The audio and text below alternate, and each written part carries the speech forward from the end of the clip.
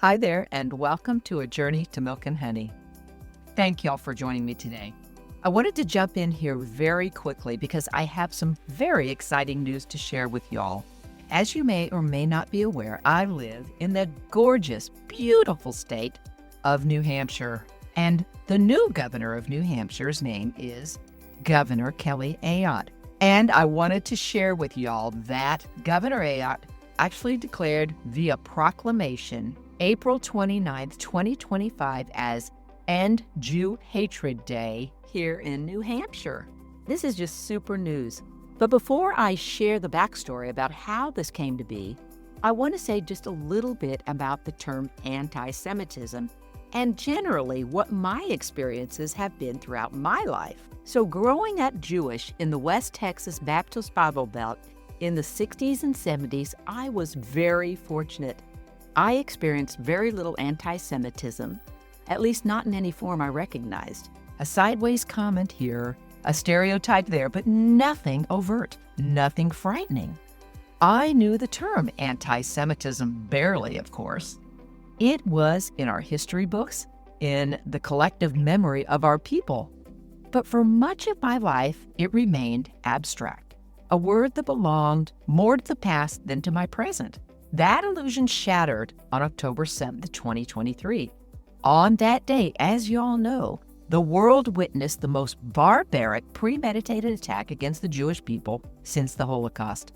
The brutal invasion by Hamas left 1,300 Israeli civilians slaughtered, thousands injured, and 250 taken hostage, including babies, children, the elderly, and the disabled.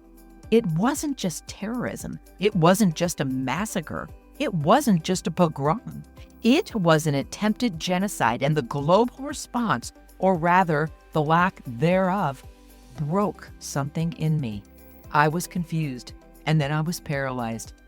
And then, slowly, I woke up, and I realized that the word I had grown up hearing, anti-Semitism, was no longer sufficient. It sounded clinical, vague, and benign. Coined in 19th century Germany by anti-Semites themselves, it feels like a sanitized version of what it truly is.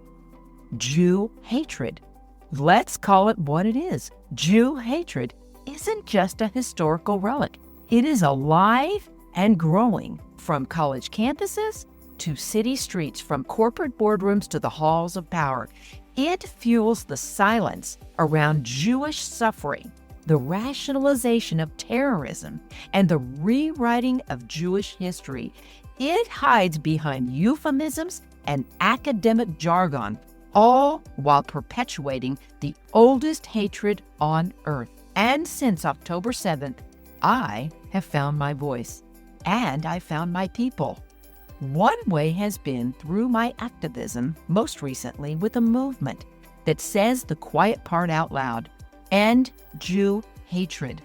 The organization End Jew Hatred is a nonpartisan, grassroots civil rights movement that refuses to let the Jewish community be gaslit or erased. They demand equal rights, equal protection, and equal recognition, not as a favor, but as a civil right. This year, as I joined up with this organization, which you can learn more about at www.endjewhatred.com, I chose to hone my activism on the proclamation/legislative work, and my hard work paid off, as New Hampshire Governor Kelly Ayotte officially issued a proclamation designating April 29th, 2025 as End Jew Hatred Day in the state of New Hampshire. This is more than symbolic. This is a civil rights milestone. It means that for the first time in New Hampshire's history, Jew hatred is being recognized, named, and publicly condemned. It sets a precedent for other states, other leaders, and other communities to follow. It tells Jewish children in New Hampshire and beyond that their history, their safety, and their dignity matter. I want to personally thank Governor Kelly Ayotte for her courage, moral clarity, and leadership in standing with the Jewish community at a time when so many remained silent. By proclaiming End Jew Hatred Day, she has taken a vital step in breaking the cycle of indifference and denial that has too often surrounded this issue. We cannot fight what we refuse to name. That's why I no longer use the word anti-Semitism. I say Jew hatred. I say it clearly, and I say it often, and I say it with purpose. Because what happened on October 7th wasn't a minor flare-up in the Middle East. It wasn't a political dispute. It was the latest chapter in an ancient story of hate, and it demands a response that is honest, unflinching, and unapologetically Jewish. This isn't just about the past anymore.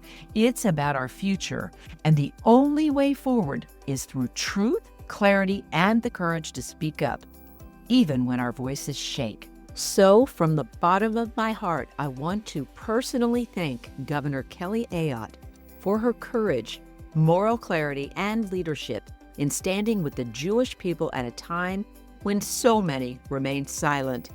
By proclaiming April 29th, 2025 as End Jew Hatred Day here in New Hampshire. Thank you all for joining me today on A Journey to Milk and Honey.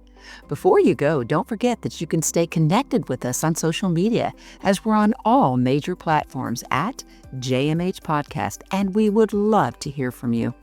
You can also find us on YouTube at JMH Podcast or A Journey to Milk and Honey. And don't forget to like, subscribe, and turn on your notifications, as it really helps out our channel. And wherever you listen to your podcast, make sure to follow us there to stay updated on new episodes and to keep your journey going. If you're looking for more, you can visit us online at ajourneytomilkandhoney.com or jmhpodcast.com. Oh, and by the way, if you enjoyed this podcast, please take a moment to leave a review or comment, as your feedback helps the podcast to grow and improve, and we truly value your support. Until next time, stay curious, stay connected, and shalom.